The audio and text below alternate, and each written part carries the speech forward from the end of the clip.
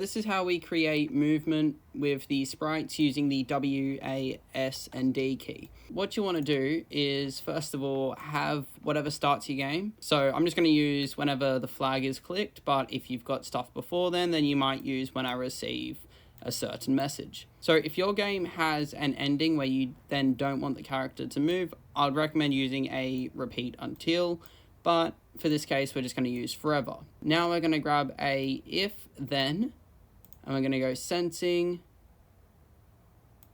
and the key space pressed.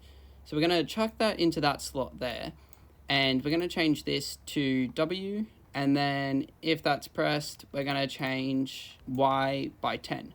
So for W and S, we're going to use Y. So we also want to grab one of these ones here, the minus, and I'll explain all that in a sec. If you want to be able to change the player speed easier, we're going to go make a variable, name it speed for this sprite only.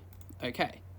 Now we're going to drag this one down here and put it in there. We can also go set my variable to 0. We're going to go in here and set speed, and then we might just go 5.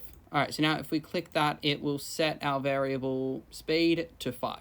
Now we're going to go here and we're going to duplicate this, and then we can go S. Now one issue here is if we put it in here and then press S, it's actually going to move upwards, which we don't want. So what we're going to do instead is put that into this minus block here and then chuck that in there. Now when we press the flag, we can see that it will move up and down depending on what key we press. Now it's alright, we can go A and D and instead change these to X's. There we go. So we've got key A to the minus and then D to the positive. Now chuck that in there, hit the flag, and we can see we can move it around freely.